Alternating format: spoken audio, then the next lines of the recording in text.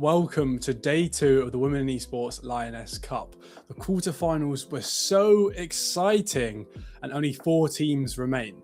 Randoms, Stream Zone Indigo, PawPower and Discodance battle it out today for a spot in the grand finals. The games that we're covering today are the PawPower versus Discodance in a best of 3. Both teams won 2-0 in the quarterfinals. Discodance won 13-10 on both maps, which is incredibly impressive. However, PawPower dominated, winning 13-3 on Sunset and then managed a 13-1 on Haven. Without further ado, let's get our casters' opinions for today. Hello casters, how are we doing? Doing really good. Super excited for today. Very nervous for the games. I mean, why'd you say that? I mean, you just said PawPower's basically dominated yesterday, going 13-1 and 13-3. So, I mean, I hope that Discodance will get the chance to kind of, I guess, make the games 2-1 at least. I think what we saw yesterday from Discodance was so good with the way they tried to adapt against XLT. But honestly, the way that PawPower have been playing, they've absolutely smashed it, and I can't wait to see what they'll be like today and how they're gonna play against each other and if it's gonna be close or not. Well, I've got a couple questions to ask you guys, so if you don't mind, let me just roll through these. I just wanted to ask you both, just a general question. What do you think, like, both the teams' game plans are going into this game? We know we had the privilege of watching Discodance yesterday, and we just want them to play and perform again, but PawPower played incredibly well. Yeah, I mean, obviously, like I said, the scores were so close, and whether that will happen today or not, we just don't know. But I would like to see a bit of a closer matchup. I'd like to see a lot of action going on, and even just to get one game to overtime, I think would be really exciting. I would love to see that personally. Yeah, I was gonna say, just kind of looking through both of the teams' play styles, I think PawPower is definitely going to try to play more aggressively. So hopefully Discodance can kind of, I guess, learn to play around that. I completely agree, and both teams played Haven yesterday. I mean, yes, the scoreline was different, but do you think that's one of the maps we're going to see today? I will get onto map predictions a little bit later, but I just want to know, is that something that we'd see? I think both teams would be hoping for Haven, as they obviously both won. But I think it would be really interesting to see the way that they do play against each other on Haven, because obviously we saw the way that Discodance has played on Haven against XLT, because XLT played so slow. Discodance were able to play around that quite easily.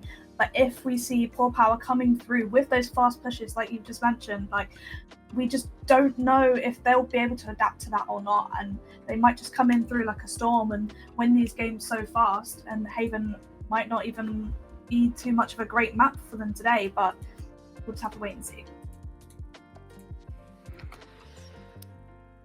Medina?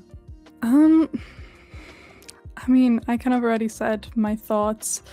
I do know that obviously we just talked about how good PawPower is with yesterday's performance. And I do also just want to point out that 3 of the players on the team, I'm pretty sure, won the Lioness Cup last year. So I think it would be really nice to see them win the cup this year as well. And I do think that they definitely have that kind of chemistry of, you know, knowing how to play together as teammates. But yeah, I'm on the side of Discodance. So it's like a little bit of a run back. I like that. I just wanted to mention, like Beth was saying, the aggression from PawPower. We was talking about it yesterday, about sort of a default composition of the double duelist. PawPower are playing double duelist. Do you think that's one of the main reasons that they stomped in the quarterfinals, 13-3 and 13-1? Is that a big factor? I think the way to play around Haven is, for most teams, play very default, play it slow. But I think them coming in with that power, with the double duelist, I think it really gave them the upper hand, and it allowed them to make that space but fast, and it just was unexpected. And I think that definitely helped them towards getting such an advantage on the score. Yeah, I mean, I do think, I know both are duelists on both teams like playing Yoru. And we have definitely seen a bunch of Yoru plays yesterday from the side of Discodance. But I'm pretty sure we saw ISO on Haven yesterday. So I do want to see that kind of double duelist of Yoru and ISO if we can. Yeah, I mean, ISO is very popular on Haven, but some teams do opt to not play it. I did see that a lot of teams were still using the Yoru, but just incorporating a little bit of a Waylay, maybe a Neon, because I think Neon's super, super great. ISO is great, but it has to be like paired with something. I don't want to talk about it, but in an off-season VCT event, they have played 3 duelists. If you are a team and you are incredibly comfortable in your gun skill, you could pull something off like that. So maybe PawPower could, but I doubt we'll see that. I'm going to probably stick to their main 2 duelists. Just wanted to ask you guys, what's your map predictions? As it's a best of 3, single elimination. They have to get this. This is the last chance to make it to the grand final. What maps do you think we're going to see? Well, obviously we've already spoken about Haven. I'm like almost 100% sure we will see that again because both teams did so well on that. I'd also love to see a Pearl, like I mentioned yesterday. I really want to see how these teams play around those changes, especially if we see the double duelists come back. Seeing them running it down long, I think it would be really interesting to watch their playstyle on both teams, both Discodance and PawPower, to see their playstyle with that double duelist on Pearl. I think if it goes to a third map, I'm not 100% sure if we'd see Split. I think that was meant to be played yesterday, but it didn't end up going to the third map. But I think Corrode could possibly come up today. I'd quite like to see that played. Okay. Yeah, yesterday's games were kind of, as I said, it was kind of nostalgic with the maps that were chosen. So I'm gonna turn it around today and say that I would like to see maybe some Pearl, maybe some Bis or Sunset. I mean, yes, some newer maps. I like that.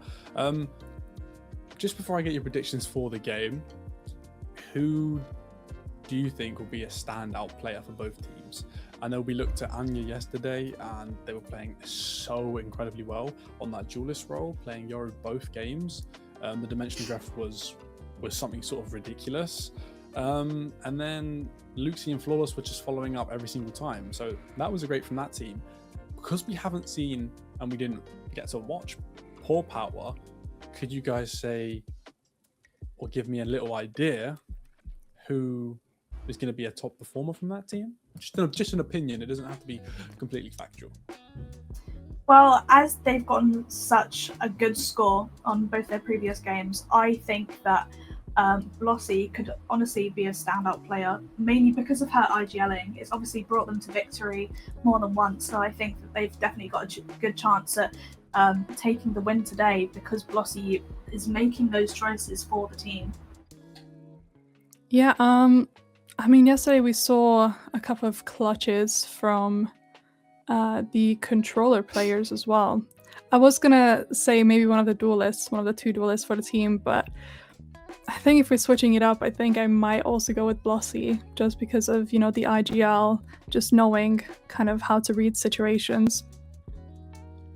Yeah, no, I think that's completely understandable, but I think both teams have incredible gun skill. It's going to be pretty hard to play against each other, so it's going to be sort of a battle of the IGL. If the teams can't really get their head wrapped in the game and dial in, it might just be a complete sweep from either side. Because we watched Discodance yesterday, they seemed like a very coordinated team, very put together, very well rounded. And then just looking at PawPower's sort of stats and and ideologies, they look super aggressive. So if Discodance aren't feeling it, this might be a chance for PawPower to just walk all over them. Or if PawPower just can't get the mechanics to the top level like they did yesterday, this could be a chance for Discodance. So can I just get your sort of series predictions? I think, and I know I said this yesterday and I was wrong, but I'm going to guess again. I think it's 2-1, but this time I'm going to say to PawPower. I think 2-1 to PawPower today. And I'm really excited to see, like I mentioned before, the way that they adapt to each other and their play styles. I think it will be another back and forth. And you said that their gunplay is so powerful, and it will be a battle of the IGLs there, which is the reason I think that one map at least is going to go to the other side. All right, and Adina?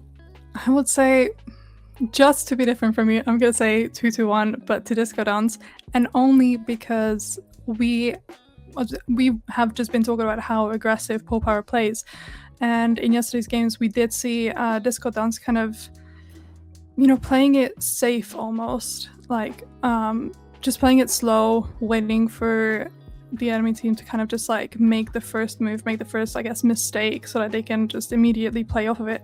So I do want to think that maybe they could play around PawPower's aggression.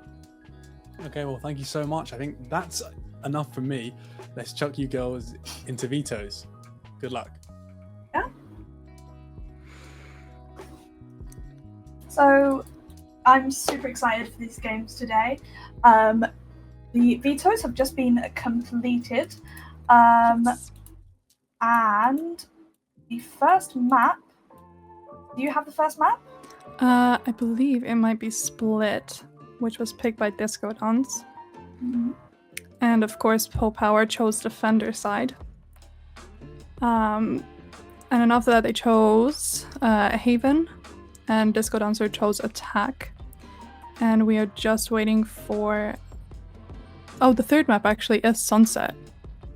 And Defender side was chosen by PawPower again. So you can see, obviously, Haven was chosen. I think it's a bit of a no-brainer for both teams. I think seeing Split as the first game, as we didn't get to see it yesterday, I'm excited to see that. I'm really hoping for a Breach still, because I think Breach on this map is honestly kind of key to a team, especially pair that with the Raze or even a Jet, and you're kind of set for the A push at least. And I think Breach has gone under the radar a little bit lately, so I would like to see him come back through.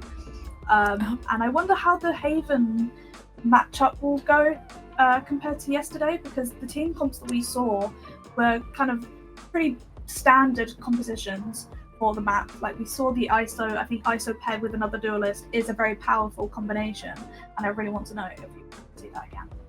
Yeah, I mean, for Split, I'm hoping, yesterday there was only one game, I think, where we saw a Killjoy. So I know Split is like a really good map for Killjoy and Cypher plays. So I'm hoping to see maybe some of those. But Haven, I'm kind of predicting maybe, as you said, a similar team composition with the Omen, and maybe the double duelist with Yoru, and potentially ISO.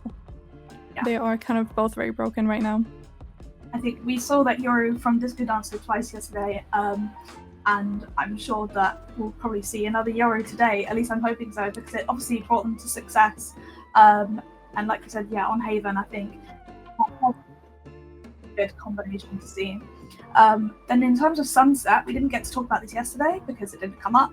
And I'm really excited to see how... I really want to see kind of maybe a chamber, like we did mention yesterday as well. It'd be really great to see a chamber on Sunset, as well as I think I'd like to see a Jet. Obviously we didn't see that yesterday because we saw the Yoru instead, and maybe even a Jet and Yoru combination on Sunset could be a really good way for them to work together. And I really would like to see that. Yeah, as you mentioned with the chamber, I was just about to point out that I think Haven and Split and even Sunset are kind of like the perfect map for him right now. I'm not saying that I'm hoping for a double duelist, Sentinel, but I know Sage is also really good on Split.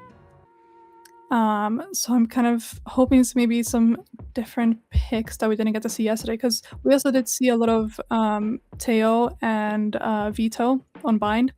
Yep. I'm not too sure how good they would perform on these maps. So Yeah. what do you think? I think Vito is quite strong on Sunset. The amount of boxes and angles that you can play around with the I don't know what it's called, the little ability grabber thing. I think that's a really powerful tool. So I do think Vito is possibly a pick there. But in terms of Haven and Split. Split, sorry, I don't know if that's quite what we'll be seeing today. Right now we can't show the agents. We are loading into game, but there's a bit of an error right now. But on defense from PawPower, we are seeing Yoru, Raze, Viper, Astra, and Fade. And then on the attack from Disco Dancer, we have Fade, Breach, Omen, Waylay, and Viper. I like that team comp. I think I think I mentioned Omen, playing Omen on Split. I'm not sure if I did. Maybe it was just a thought, but I think Astra is definitely a really good pick on Split, definitely because of her wall. We are seeing a Yoru as predicted. Viper, very excited to see that as well, from both teams actually. So I really like the double controller that's going on. Yeah. I got so excited for a second there when I saw that Luxie is on Breach. I said I wanted to see a Breach. I used to play Breach on Split so much, so to see that now in one of these games, I'm really excited to see how the team plays around it. We've unfortunately had to come out of the game, but I'm guessing that the team comps will probably be kept the same. Hopefully we can get into game and get into some action very soon for you guys. The Breach, I'm just so excited about it. Yeah, I was gonna mention Anya, I'm pretty sure yesterday only played Yoru on both of the maps that we watched. So I was a little bit excited. I know they love playing both Yoru and Waylay. So I was, excited to see how they were going to go around playing Waylay. I really liked the team compositions. I hope that they can keep it. I think Fade on this map is kind of a staple, especially as Sova is not as strong. It's not a typical Split pick, but Fade, I think, using the Haunt, especially into B main, is a really kind of key tool for early game information. And I think paired with a Breach as well would be a really interesting combination to watch. So excited. I'm happy because I know yesterday I mentioned how I would have liked to see a double controller comp. I'm not sure if it was for Bind. I'm pretty sure it was overall. Oh, actually, we are bringing the host back, so he can come talk with us about what we might be expecting. Oh, hi guys. Welcome back. Well, thank you very much. I mean, there's just a slight technical issue right now, but don't worry, we've got a massive, great team behind us trying to get that sorted. I love everything you guys are saying. I just want to talk about the two Vipers for both teams. I mean, yes, the game was cancelled, and we're probably going to see the same exact composition, but that's so impactful to have two Vipers, those walls, one for defense, one for attack. It honestly feels like there's going to be a lot less vision for someone like Anya to play with an operator or, get super aggressive. So I just wanted to ask you, what do you think, knowing their composition, how each team are going to go about this? I think that obviously having the Vipers on both teams, I think it was one of the teams that had double controller. I can't remember. Both of them. Both of them had double controller. So I think, having Viper in that situation will allow them to lurk a little bit more, get some more map control. And I think especially utilizing the space in mid, having the Viper lurk through, I think that will really put a lot of pressure on both teams.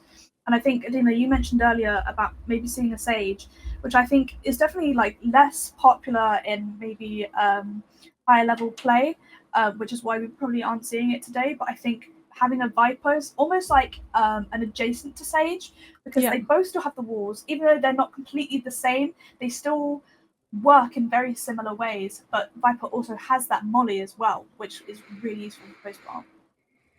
Yeah. I do want to talk about. Oh, sorry. I was just about to expand on what the point that you were making there, Beth, with the Viper Wall being kind of similar to Sage's. What I actually like about the Viper Wall more is that on his side, I'm pretty sure there is a wall lineup that blocks off both the entrance to the side and mid.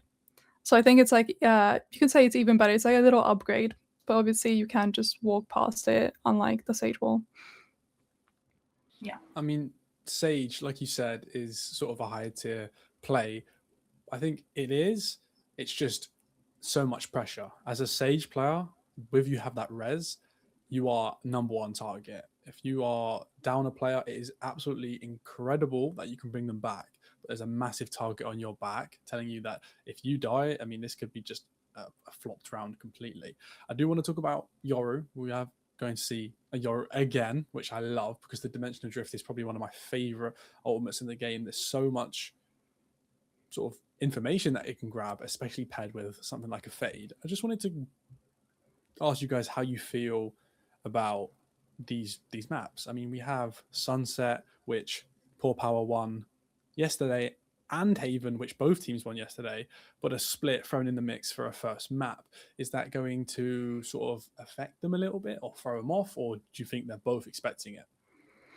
I think, like yesterday, we spoke about kind of going back to old Valorant ways, and Split kind of comes into that a bit more. But then Sunset having that at the end, obviously that's quite a new map. Well, I say quite a new map. It's newer than Split and Haven, of course. And I think Split, I think both teams will be prepared for that. Obviously, they have the Haven locked down, as we saw yesterday. But I think Split will be quite an interesting one because I'm sure they will both have quite solid strategies on both teams. And I really want to see the way that they play around these team comps that we have already seen, because I think Split could be. Oh, I'm going to have to cut you off there because it's unfortunate that we are going to have to restart the stream here, but we shall see you back in a couple minutes and get right into the games. Here we go for the first game of the day for the semi-finals. Welcome back to the stream, everyone. So we have PawPower against Discodance2000. If you weren't here originally, we just had to sort out a few tech issues, so we apologize for that. But we are back and ready to get into these games. So first map is Split. Yes. What do you think? Let's predict the scoreboard first. What do you think the map will? I think this first map will go to PawPower. That's my prediction for this first map. It could be. We are just seeing a really insanely quick pistol round here, already having the spike being planted. I would say if this first round goes to PawPower, it could potentially, of course, lead them second round to play more aggressively. And I'm scared that if that kind of snowballs later on in the game, that could potentially cost Discodancers the map. I've seen a really fast site take here from Discodancers. They got that bomb down as quickly as possible, but getting the defuse through. Kalia tries to get the defuse, but unfortunately dies, and first round goes to the attack side. Discodancers, I believe? Yeah. Discodancers take that first round. They got that site so fast, got that bomb down, and they were ready holding it down. And I think Anya got that first kill of the map, and I think that really kind of set in stone that round for them. Yeah, I do think they definitely know what to expect from the team. And we are just kind of seeing a little bit of a split here with Waylay going mid. They've left the Viper on A to get a bit of information, put that wall down, make a bit of a distraction. They've decided to pair up 2 mid and 2 B main. They're waiting for them to make a mistake, waiting for someone to peek, and Ritsu gets that initial kill of the round. This is exactly what you expect from a Viper player on this map. Her balls are just so amazing to just kind of play ratty and just play around it. And we're going to see the push come through here onto B. Astra sitting backside is going to get trapped with the utility, but Ritsu comes in with the lurk in mid, gets 1, and Anya gets 2 on site. Blossy coming with the classic, gets those kills, but it isn't enough as Anya gets the 3k to secure a second round for Disco Dancers. Honestly, I'm really excited with how the game is going so far. Yeah. We did see a couple of 3Ks yesterday.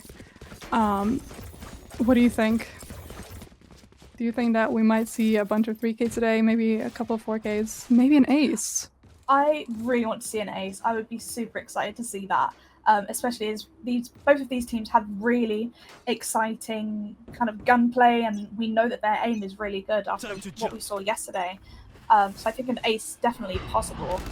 And also, don't forget that whoever wins the best of 3 today will go through to the finals tomorrow, and we'll be back at the same time for the finals, and it'll be either Disco Dancer or PawPower going through to try and take that crown.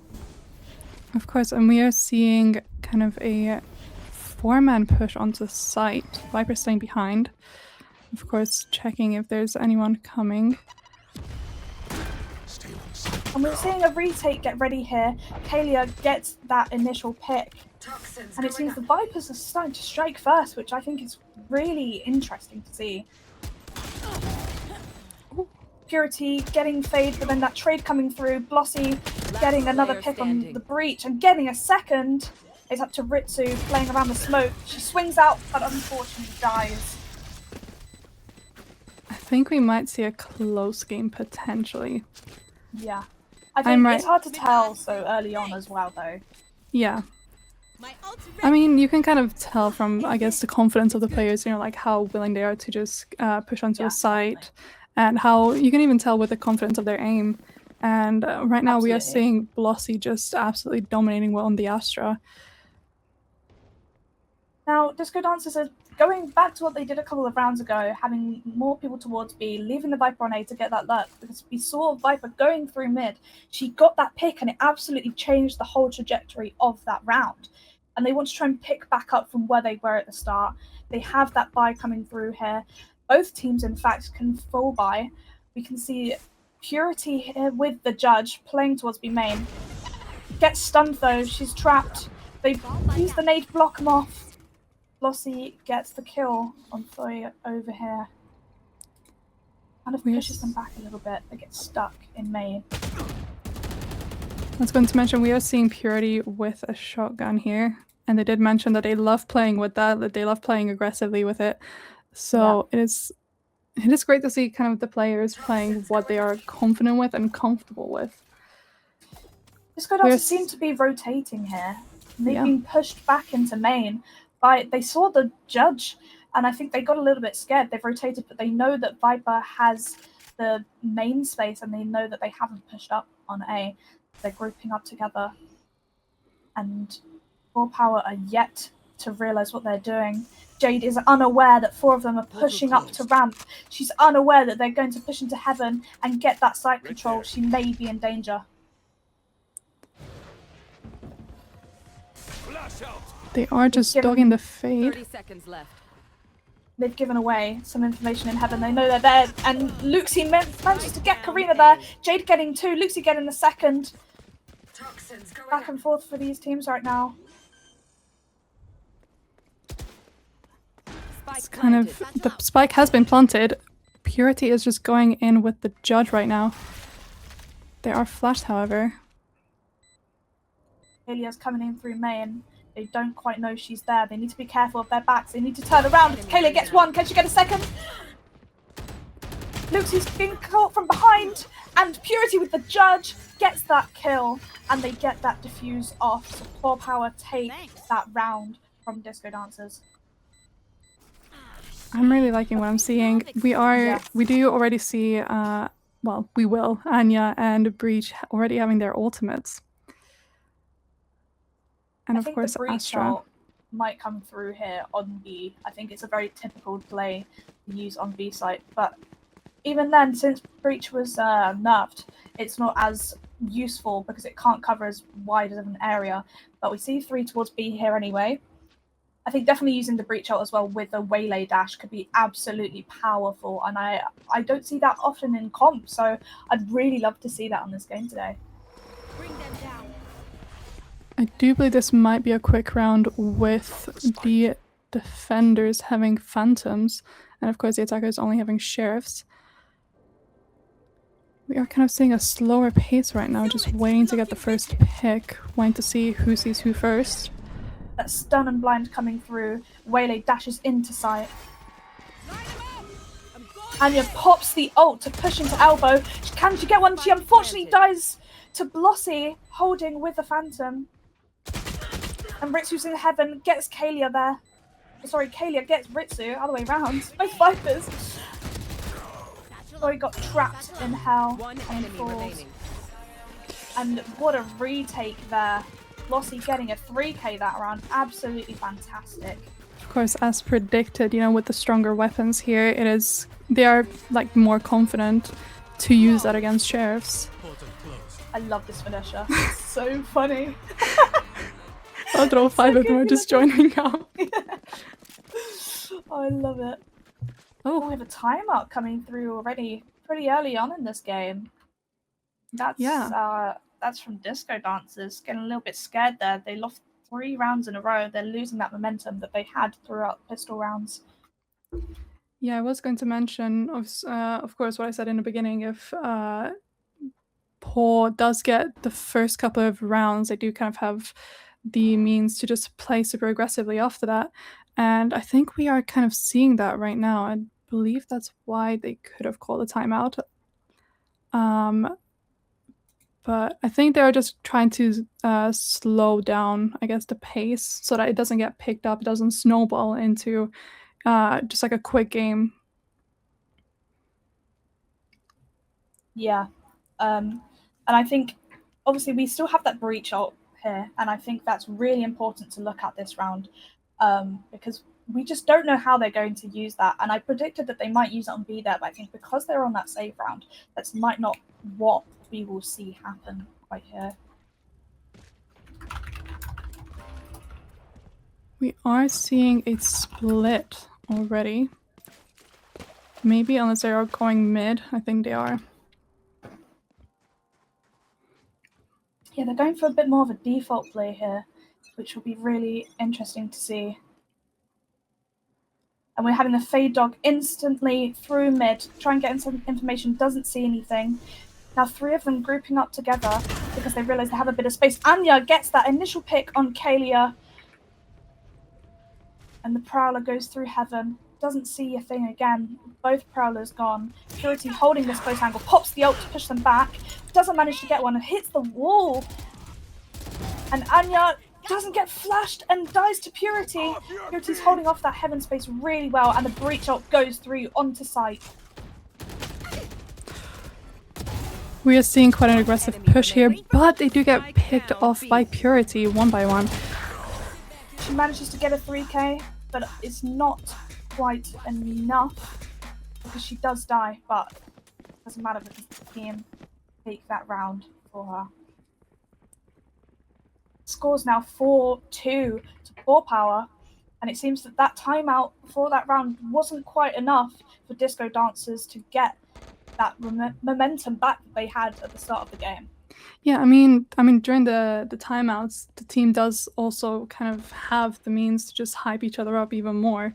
So you might think that it could slow them down, but also it could kind of backfire. Now it looks like PawPower going back to, sorry, not PawPower, Discodances are going back to mid again. 4 gathered there with their Omen kind of sitting in main. 2 people from PawPower sitting in the male, waiting for some action.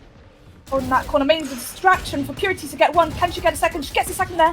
Doesn't manage to get a third, but Petite Sin coming through, getting 2 with the Sheriff shots. standing. Jade getting Spike 2 down here as mid. well, and it's up to Thoy. Playing really slowly. She was sat in B main for a while, but she's now coming back through mid. She's being hunted down. Doesn't know that Jade is waiting for her 3rd kill. I love that. We are just, well, they are just kind of making, disco dancers are the ones making kind of the initial contact. And I do kind of see it kind of backfiring for them. So I know we said I know we said Paw is like kind of the more aggressive team, but I think right now I'm not sure how it's working out for disco dancers. Disco dancers, I think they tried to go mid twice and it didn't quite work. They've still gone for it again. Even though the Viper ult was holding it down, they managed to slip through into Mail, into Heaven. They're able to try and take B side here. 1 falls, and then Kalia gets 2 from behind. Lucy is unaware, and PawPower take yet another round from them, despite Disco Dancers coming through mid and getting that Heaven control. It wasn't quite enough for them. Yeah, I'm not sure how much I like them all constantly pushing mid. They are currently, I'm assuming, trying to push A, unless they are just going to go sewers into mid again, but I think they are just staying in A main. I think, like I mentioned, the mid wasn't quite working, and they tried it again, and even though they got through, it still wasn't enough. They're going for an A push this time. Waylay's straight into ramp, into Heaven, going through that Viper wall, has a bit of deeper control. Jade's creeping up behind. She doesn't quite know that Anya slipped towards Ben here. Trying to not make any noise. I am really enjoying seeing Waylay just dashing into spaces. Of course, it backfires sometimes, but in this case, they are taking quite a lot of space in mid. Yeah, they're getting that mid control, but it's always Heaven where they fall. They go from Heaven to site and they end up dying. So they decide to pull back. I think they've realised that they've tried this once before. It didn't quite work out for them. Going back towards A. They realise Jade has the ult. She pops the ult to get out. She sees 4 of them going to site now. And Ritsu gets Karina. Jade gets one with the op, but is enough to hold them back. They do have quite the time right now to plant and make position while the rest of the team is just coming together. Kalia and Purity feeding through from CT here. Stun just misses. Anya gets one with the op. Kalia is down. Purity tries to get one, but it isn't enough, and Luxie takes her out, and Blossy is left in Heaven by herself. It's a 1v4. Can she get a few kills? And Anya gets another with the op that she stole. Of course, I love to see it. Anya on the op again. And I think Jade gave her the op, so it kind of gave her that opportunity to keep site locked down. So it's a bit of a disadvantage there after Jade died. I'm hoping that we are going to see the rounds kind of pick up slowly now that Anya has the operator, unless of course she manages to lose it. But I don't want to put the caster's curse on this game, so I'm going to knock on wood. I think Disco Dancers realised that they were able to get that A control last round, and they're going back to that. They want to try it again. They want to see if they can do the same thing. But PawPower realised that they've probably realised what they were doing wrong, and they're now going to play on their strengths, which was that A side. Yeah, I'm not sure they noticed that there is currently 2 people pushing them. Oh, flash coming through and the whiff, unfortunately, but Purity does get 2 in that situation. Ray's getting out of that scenario quite on low HP, although. The positions to Heaven there. The Prowler comes through. They know that no one's close to main, but they decide to rotate. But they are unaware that Kalia is holding mid and Heaven down. And then Astra is sitting towards main, jiggling that angle, just waiting for one of them to peek. I'm liking the patience so far. The slow plays. Playing as slow as they can because they want to explode. Lossie's going to get a bit of information as she's so close there. She doesn't know how close they are. She could be caught off guard. She knows. Falls to Ritsu. And they're on site. Kayla getting one, but getting picked off there with the trade. And the Viper ult comes through. We're once again in kind of a slow situation with the Viper ult. Of course, you don't want to just push right into it. You're kind of using all the utility that you can just to see where the players are. I am liking the positions though. Hiding away from all utility. They weren't caught out, which is very good. They're sitting on that Viper ult. But team gets picked off, and it's up to Viper in her ult to hold it down. Ritsu puts a molly on the bomb, stops the defuse, gets one, and unfortunately gets traded, but they haven't got enough time to defuse, and that round goes to Discodancers. Yeah, Discodancers take that round because that Viper just held down the site so well. This is the type of like rounds that I love seeing. It's just so much going on, like so much utility that they can dump. I would much rather honestly see more of these rounds than just a quick pace kind of picking everyone off. Yeah. I like a bit of a balance between both, honestly. I like how sometimes there's a bit of faster action, especially from Purity. She comes in with the Judge, or even just the Phantom Spray. She's gotten quite a few nice kills here. But we're going to see Discodancers going back to what they were doing originally, playing more towards mid, and I don't know if that's a bit of a weakness they shouldn't have gone back to. Optom get down, Jade gets one. I'm not too sure how much I like that strategy again, considering that they have an operator. They've lost their breach now. They haven't got that stun or flash power. Although they still have their most aggressive agent, Waylay, just able to rush into sight and play aggressively as expected. Jade was holding that line, gets the pick on Anya. They've lost their push power. Up to Viper, Omen, and Fade now in main together to try and get this push off. Jade gets a third with the op. TP's out for safety. She's holding back side, gets a fourth. Can she get a fifth? She's here with the shorty, gets the flash out. She's waiting for Ritsu, but she doesn't realise she's wrapped. Ritsu gets that pick off, but now Jade knows where she is. She wants to get that kill. Oh no, she gets the ace across! What an amazing round there for... But honestly, Jade really took that round. The way she played that up was so good. Yeah, I know I asked earlier if we're going to simply see like a 4K or even a 5K, but I didn't expect it to be this soon into the game. Yeah. Well, as soon as it can be. It is the 12th round currently. And I think that really stopped Discodancers' momentum. They had 2 rounds in a row, but now PawPower have decided to take it, snatch it right back from them, and Jade wanted to prove who she really is. So far, I'm surprised that after that round, Discodancers have decided to still go mid here because they keep falling every time. They got picked off with that op. They know that Jade's still going to have the operator as well. Yeah, that's exactly what I was going to mention. I thought they would try to maybe change it up once again. KO with 2 with that shorty! Absolutely disgusting. Rossi holding that angle close in main, gets one in heaven, gets a second. And Anya's stuck in heaven, doesn't know one's in smoke, but gets that pick. In a 1v2 situation, doesn't know where Fade is, knows that Blossy is on site somewhere. She's not quite aware exactly where. Alcina taps the bomb. Now knows Fade is in heaven from the Prowler.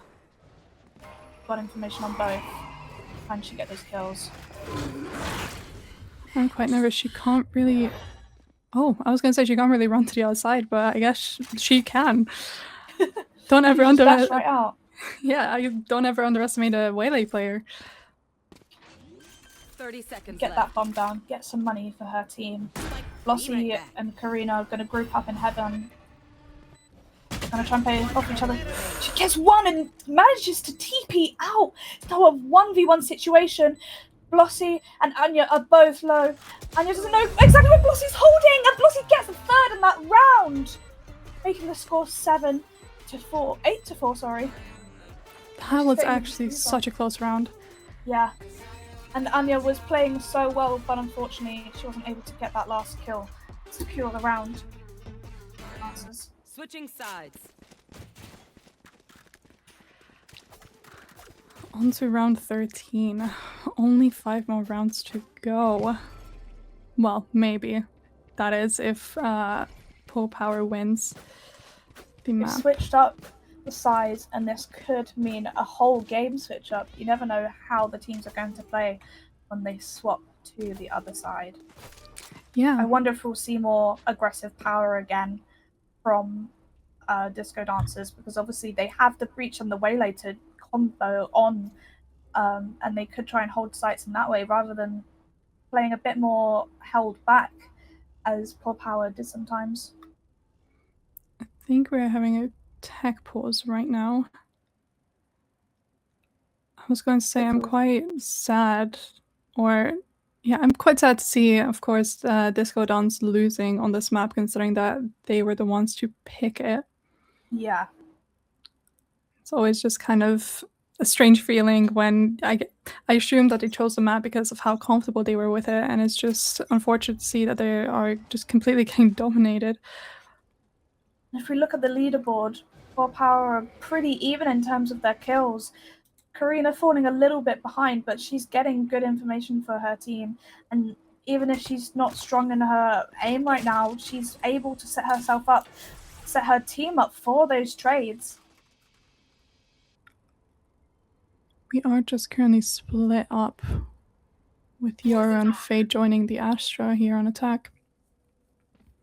PawPower heading more towards B. They want to go for a B push, but just like Disco Dancers did, they're leaving Viper on A to play back and hold that down, and get some information, see if she hears any steps.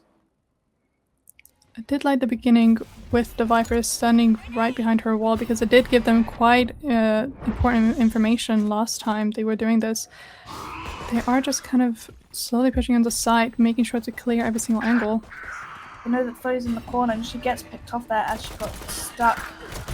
You know, getting that site control, 3v2 now. And Jade popping off and getting kills with Kalia as well. They got that site control pretty easily. Yeah, I'm not sure how to feel. Last time, of course, they lost pistol round. This time they won it. So the exact thing that I was saying, I'm pretty sure at the beginning of the game about them, of course, slowly picking up the pace, like snowballing into the game. Yeah, I fear it might come true right now.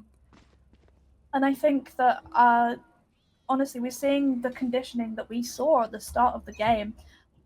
We're seeing more of a flipped version of exactly what Disco Dancers did, and I think PawPower are trying to condition with that Viper, or have that Viper keep that control, which has led to a 5-stack on A site from Disco Dancers. They want to hold that site down. I think they know that they're low on money, so they might as well play together. Yeah, I do.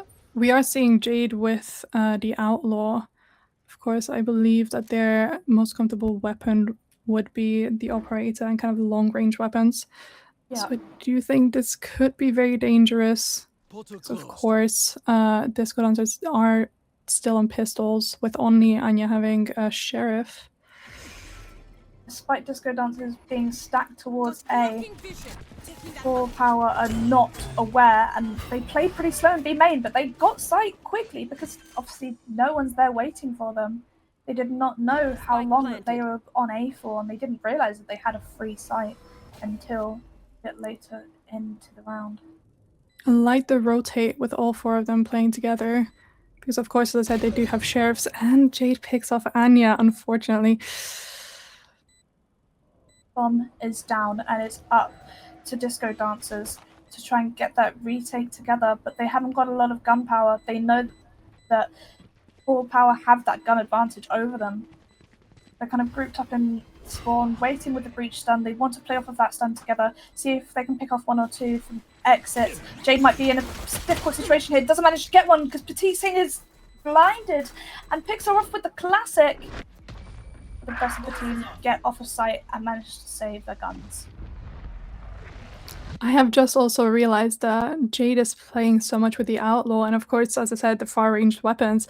And Purity, as I mentioned before, loves playing with shotguns, so the Judge. So I'm just clearly like imagining it how, honestly, disco dancers can't really push anywhere because they, first of all, they have to be careful for both the long-range weapons and then also for the close corners in case that there is a Judge somewhere. Jade's going to hold this B line here with the Outlaw. It's a deep smoke coming through. They know that she's going to be holding that. The rest of the team playing slowly through mid, using the bot to get information. They're going to play a little bit faster because they know that a bit of sound has been made. Backing off here as they leave Raze towards Vent with the Judge. And this is absolutely huge for them because if they make a bit more noise on B and the rotate starts to come through from Disco Dancers and they go through Vent, they're going to be trapped and they've got to get killed by that Judge. Kalia getting that initial pick of the round. Gives them more A control. That was quite big with the duelist getting picked off so early on. Luxie is unaware that Raze is sitting with the Judge. The rest of them remain. Fade getting that kill there. I'll find you. Blocking their push from being as fast. Now 4v4, they flood into site. Kalia getting one on site.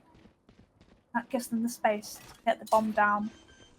Disco Dancers coming in through CT. Doesn't manage to get one with the Judge there from Purity. They're playing from afar. TP's out to security. One sitting in heaven, two towards screens, kind of playing off each other, playing off the breach flash. Rena picks one off. Jade gets another kill in heaven. She's getting those kills today. Luxie's on her own, on site. Flashes. Yuri TP's out behind her, and she unfortunately doesn't manage to get that kill. And Kalia with a 3k. That was dangerous. You did see Yuri just TP behind them. There was, unless you can flex really quickly, I don't think there was really a way out. I really like the way that she just started stepping to the side and managed to dodge the bullets. Yeah, I wasn't sorry. I wasn't sure what was happening there because we did see the team kind of pushing up mid. And I was just seeing Disco Dance's strategy all over again with the mid push, but it did happen to work out for them. They're being spotted here by Blossy. She jump peeks. Doesn't kill her, but she does get seen. And I think from last round, their main aim of the start of the round was they wanted to get that mid control to insert the Raze, which obviously gave them a lot of power getting into Vent. Doing kind of a similar thing going through mid, but they want to head towards A. They've got a Viper holding the sight line. They know they haven't pushed up, but they're unaware of Waylay being so close. They are just playing very carefully right now. There's still 3 of Disco Dancers playing more towards B, but now more have been spotted on A. They're starting to get that rotate across. Astra's still waiting in mid. She doesn't know if anyone's going to try to flank. I think she's a little bit wary of that. They try and flood out onto site, but there's already 5 here ready to retake the site from them, and you're sitting backside. Can she see the person in hell? Lucy gets that kill on Purity there. 30 seconds left. And it's up to Blossy, who's playing slow around mid. They know where she is. She's been spotted. In a 1v4 situation, is there a lot she can do? Don't underestimate her. I was going to say, never mind. But Anya picks her off. There wasn't a lot she could have really done. Yeah, we were seeing Blossy just dominating in the early game, and I was quite confident that she maybe could win that 1v4. I'm liking a timeout here. I do think it's quite a good timeout call here from Disco Dancers. I think even though they got that round win, they want to keep up that momentum, and obviously the 3 first rounds of this half went to PawPower, and they got a little bit unsure of what was going on. They wanted to try and play around that, and obviously they got that last round, but was it because of the guns? Yeah, I was going to mention it's quite unfortunate that on attack, Disco Dancers couldn't really use their initiators to their full extent, I guess, because they were just being shot down, round after round. Absolutely. Now I wonder if mid is going to be played more here by PawPower, because when they went through mid and got that insert with the raise, it managed to get them more deeper control. But I don't know if they'll keep playing on those strings. We seem to have people playing more of a default this time. Viper and York splitting up from the rest of the team again. York, of course, having an operator once again. I think they are just waiting for the fans to kind of make the first push, which I don't think they will this time. Interesting hold there from Vossi. I don't know if she was ready for the jump heat for Omen, but TP's in and dies to Karina. And this kind of gives the control back to the attackers, because they've got to pick down here. And Jade then gets a second on Anya with that operator. Poison's off. And we just have to wait and see where the attackers are going to go from here. We have one inserted into A. They have all just rotated onto A side, seeing Waylay get spotted. Jade gets one with the op as well. She's sitting an elbow. Kalia, can she trigger discipline this and gets Ritsu? And Jade with the third with the operator. And it is match round. Match point, I was right. If PawPower can get this round win, they will obviously take this first map on split, but all could change from here. We could have taken some more advice from that round and thought about what was said in that timeout a minute ago, and strategies may be changed. Yeah, I'm a little bit scared, because as I said, this map was picked by Discodance, and to get dominated so hard on this map, I'm scared of what the Haven has to offer. Although Anya did just get one pick with the operator, it is looking quite good so far. They have a bit more A control here. There's still two of the defenders playing around B. Got in Heaven control. Unaware that two are sitting on site. They know one is CT. Viper's lurking up through mid. Could be a Viper versus Viper match off there. Ritsu holding the line with the molly. Are pushing through? Who's going to get this gunfight? It's always so dangerous to be playing Viper mid there, because, you would have to have your molly out in case they were pushing you. But in cases like these, I was going to say it's dangerous, because while you have your skill out, of course, they also have their guns out while pushing up. Yeah. Purity is in Heaven by herself. Fade in spawn with the spike, though. She's kind of stuck. 30 seconds left. They're kind of heading towards B here. I don't think they quite know where both of them are. Now 3 of PawPower on B site, popping the Viper ult. They have the bomb down. Purity getting killed with the op there, and it's up to Petit Sing to get a 1v3 to take it for a team. It does! Purity with the op! And first map on split goes to PawPower. I mean, what wow. A fantastic game. That was so good. I'm not even sure what to say there. It feels like it was just over so quickly, even with all the tech pauses and tech issues. Yeah. I mean, 13-5, what a score there from PawPower. And I mean, we saw the scores from their previous games were already so fantastic. It wasn't even close, so obviously they wanted to try and keep that up. 13-5, I mean, obviously they didn't really stand much of a chance, even with the timeouts. I think Discodancers tried their best, but it wasn't quite enough for this first map, but all could change for the second one. I do just want to say as well, with Paw taking the first map, of course we can't really see the other stream that is going on right now, but it is Randoms versus Streams on Indigo, and if Randoms win, they are going to face off against PawPower, which they have already faced off before in the Swiss stage. So it will definitely be, if that is what happens in today's games, tomorrow will definitely be an exciting match to watch. and tomorrow being the finals, I mean, I'm super excited to watch those games, but we've still got possibly another 2 games today, depending if PawPower can take the next map on Haven, and then with Sunset being the decider. And I'm really hoping to see Disco Dancers take Haven like they did yesterday. They did really well on that map, and I really want to see a 1-1 coming through. And then I have no idea who's going to take Sunset, because I really don't know what to expect. But yeah, I really, really do want to see that third map. Yeah, I'm not sure about what maps PawPower played yesterday, but I think Haven being the second map right now. Sunset and Haven, sorry. I was going to say, I lost my train of thought. It's all good. And I think we saw Jade playing the op on this map quite a few rounds, and it was really, really exciting to see, because she got so many first blood, and it really just set up the rest of the round for PawPower there.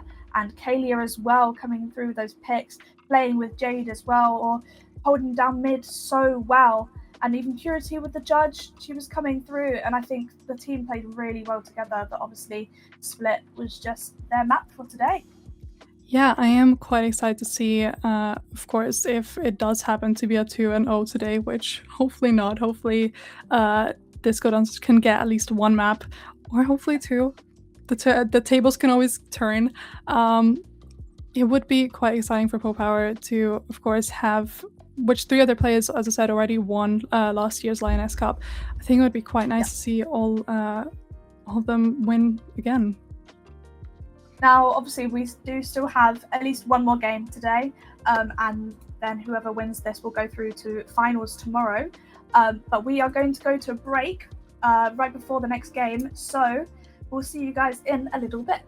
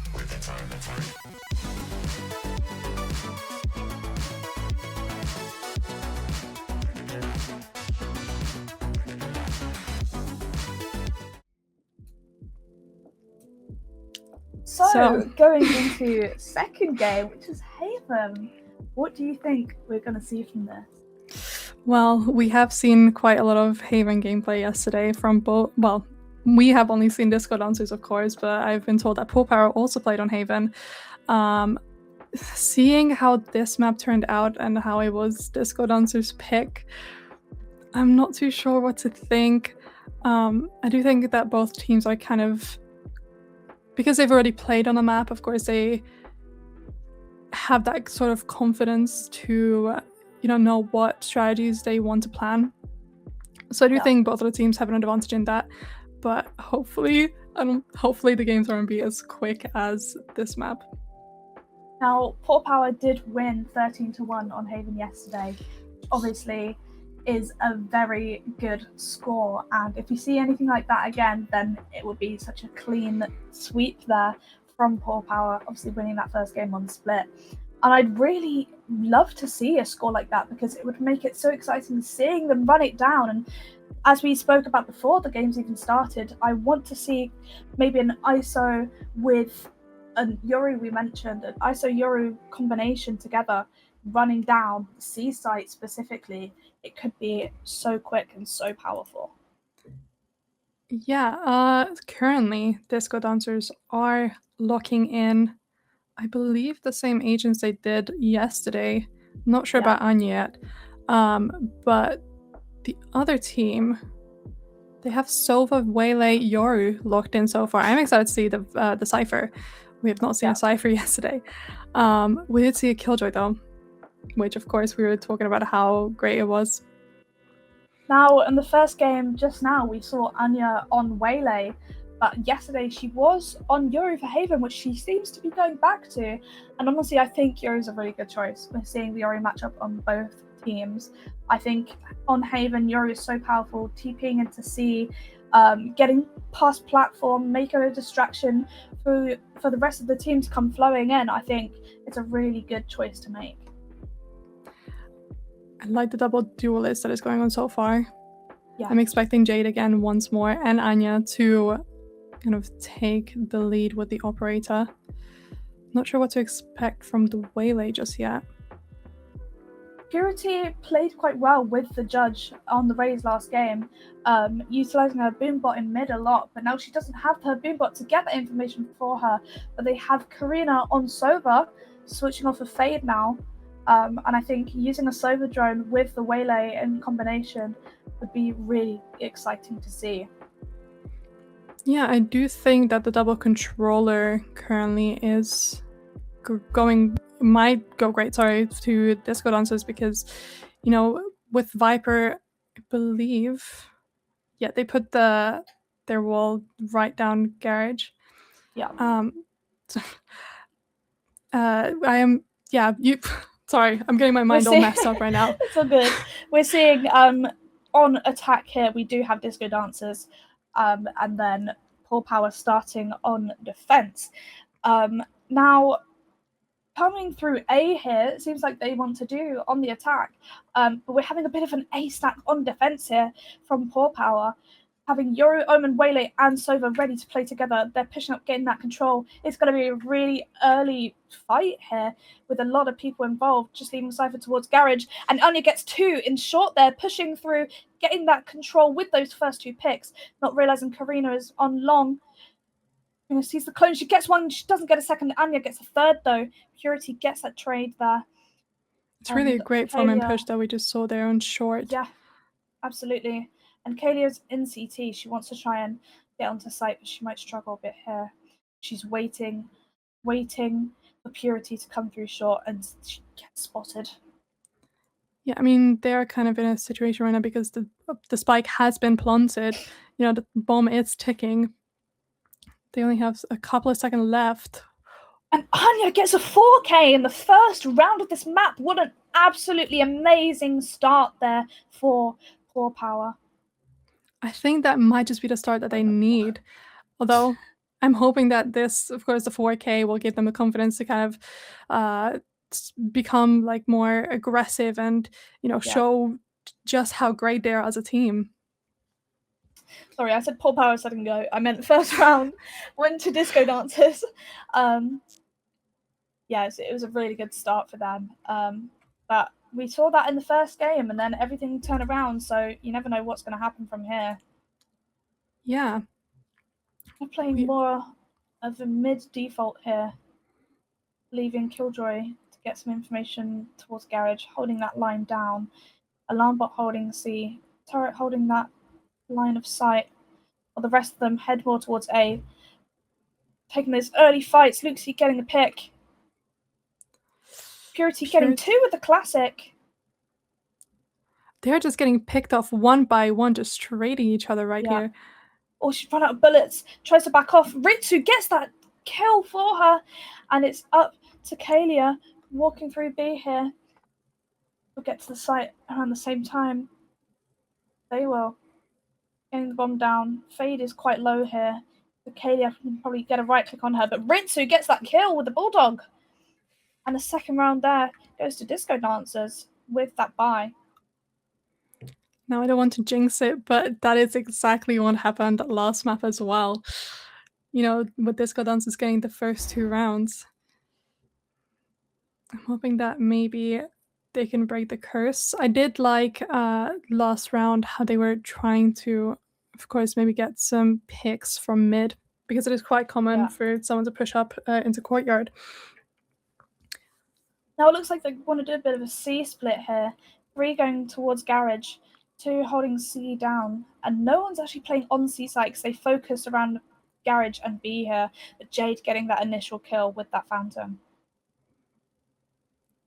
We are seeing the Yoris playing quite aggressively right now. Anya put that TP through, got straight onto site. They have space to get the bomb down.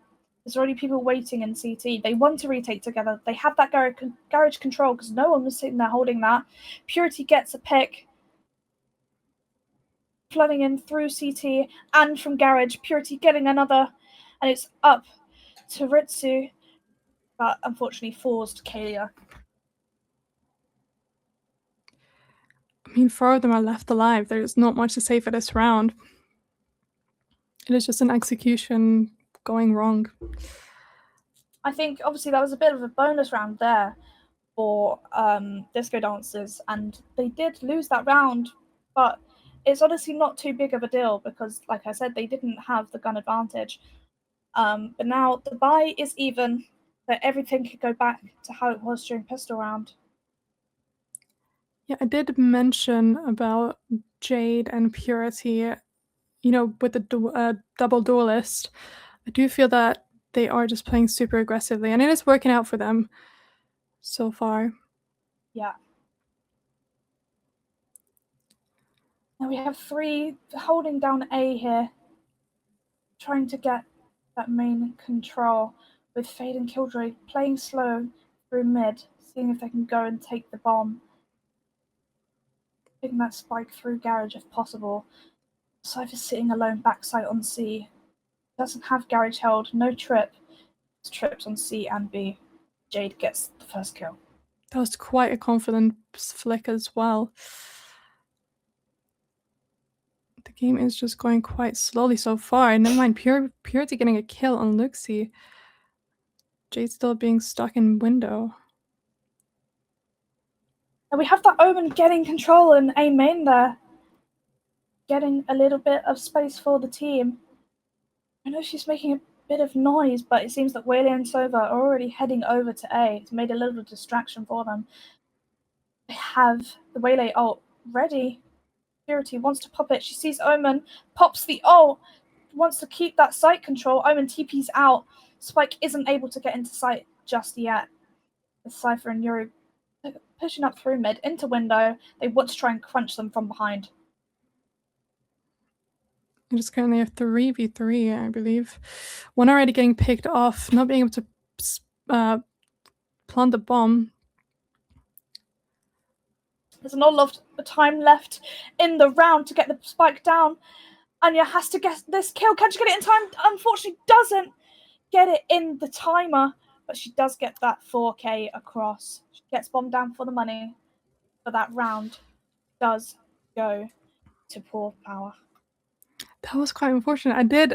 I did see either Anya planting, which of course they were running out of time, they couldn't, but it was quite close with, the enemy only being right next to them or around the corner. And now we're seeing that timeout from Disco Dancers. They are getting a little bit worried now. They've lost 2 rounds in a row. They want to try to get the site control earlier on because they just weren't on site in time there. Obviously, there wasn't enough time to get that spike down and to take that round win, despite being able to kill them all. Yeah, hopefully after the timeout, we are going to potentially see the team kind of lining up in window again, try and get the pick onto B. Their A side, I can't say that it hasn't been working out. It has only just been 4 rounds and it's 2-2, but it's kind of risky just trying to pull the same stunt again. Yeah.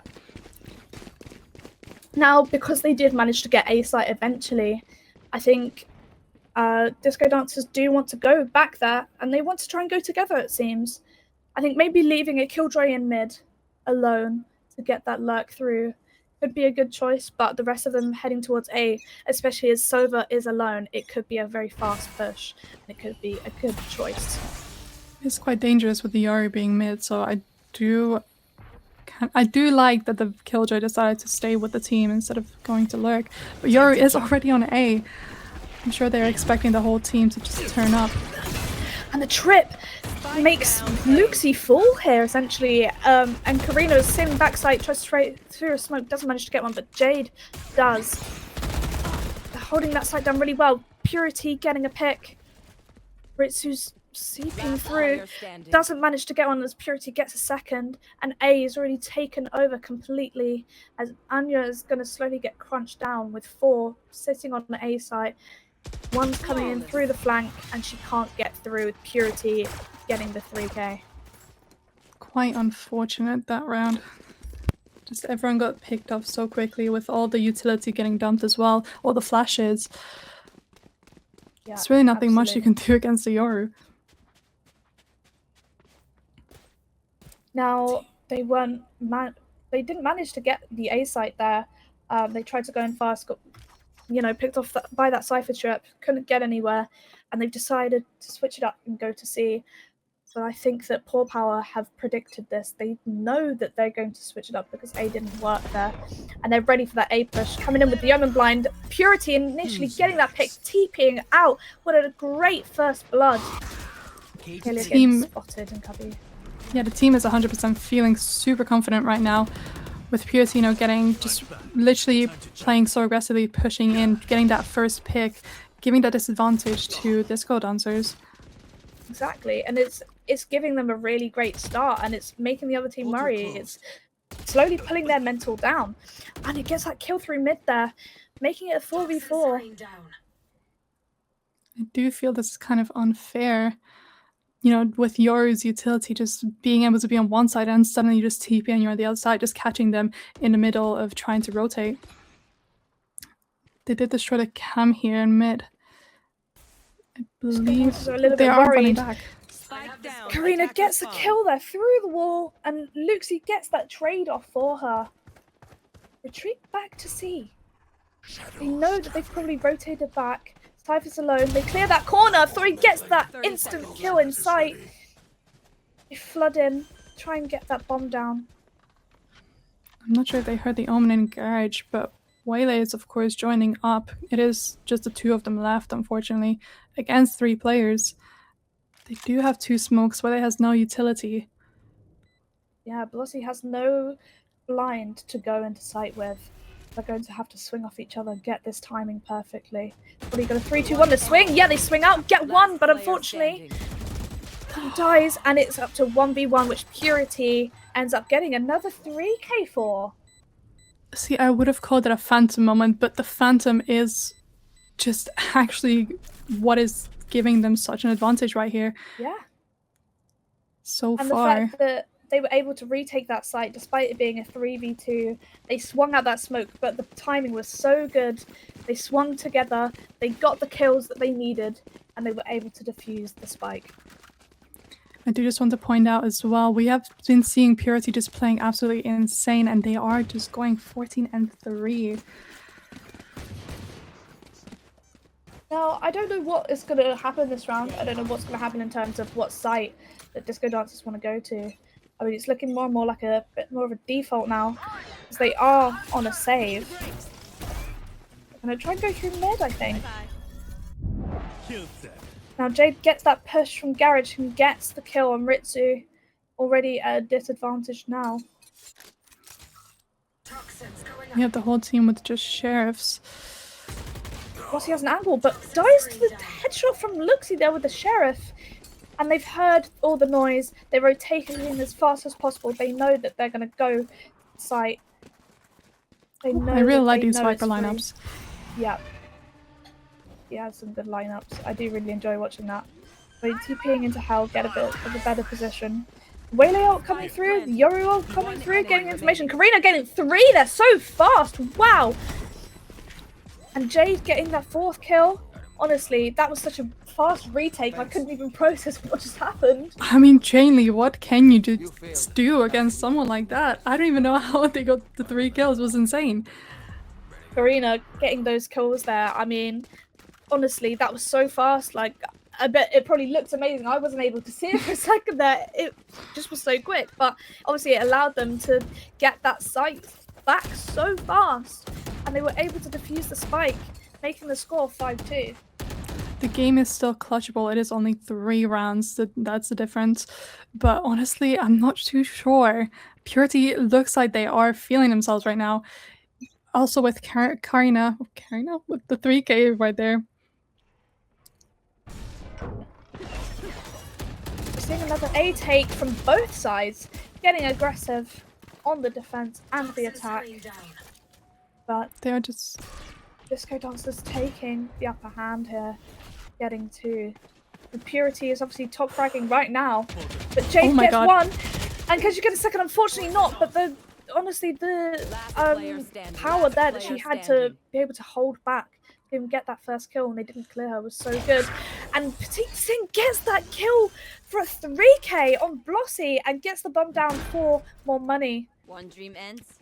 I honestly, I gasped seeing that and what happening in short. You know, seeing them walk past and seeing Yoru just notice them. Absolutely. And I think that was the momentum that Disco Dancers needed to kind of bring it all back. They want to get their mental back up. They've won that round. They have 4 ults available to them.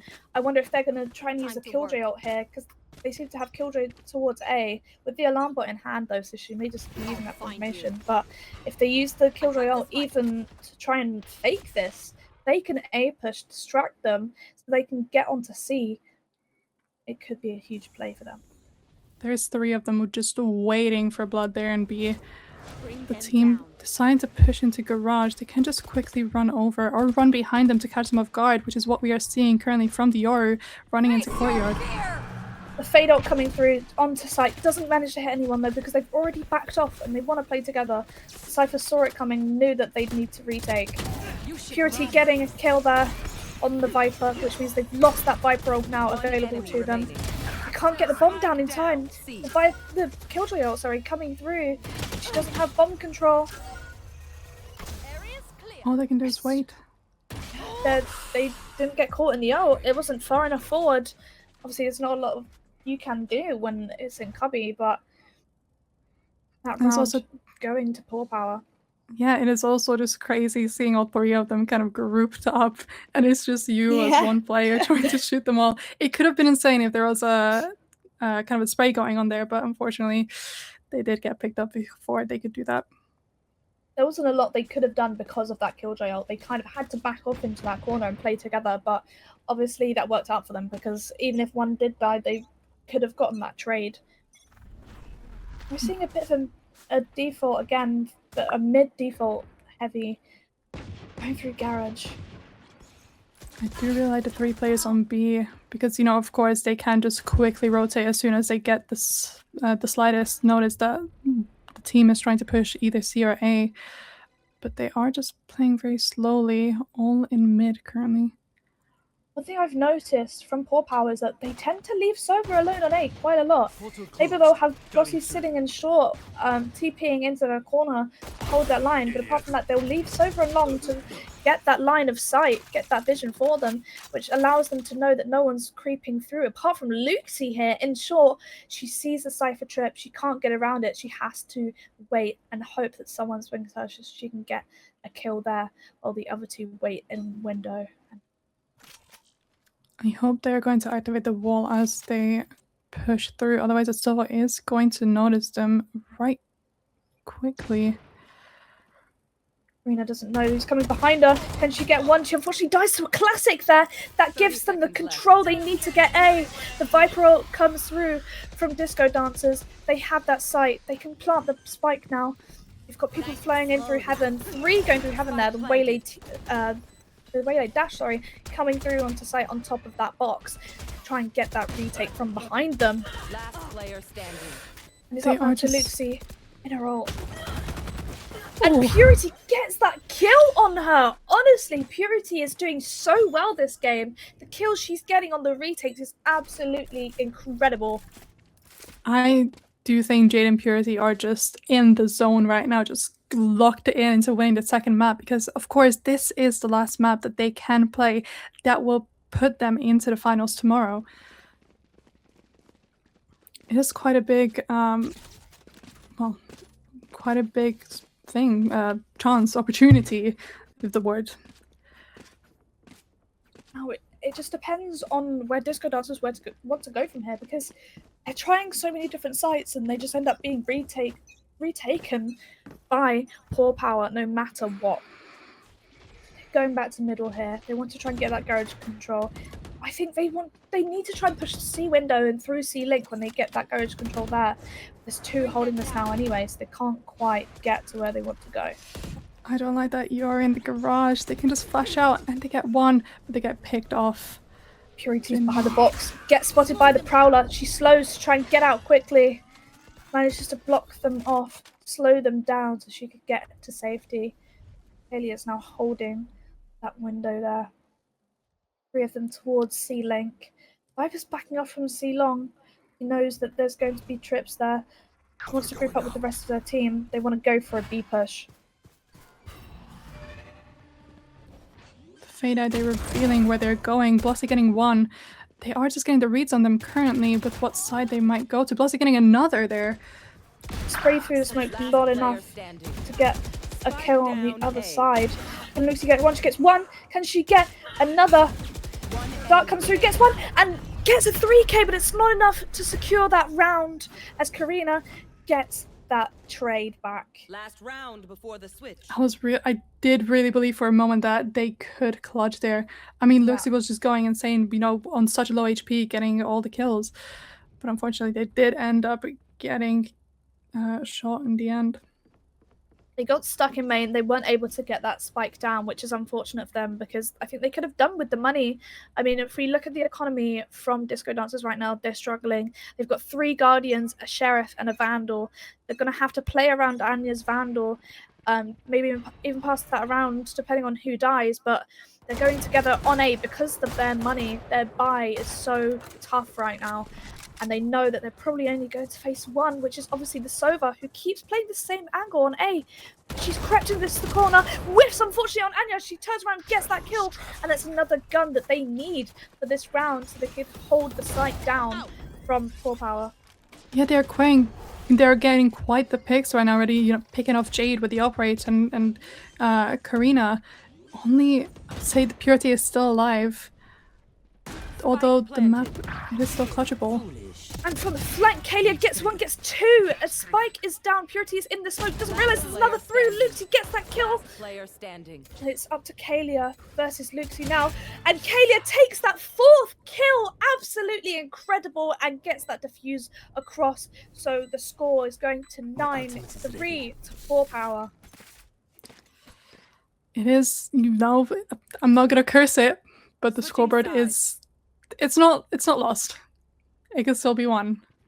A certain curse might, you know. I actually saw something about the curse the other day, and it said that the majority of people in different servers have different kinds of curses.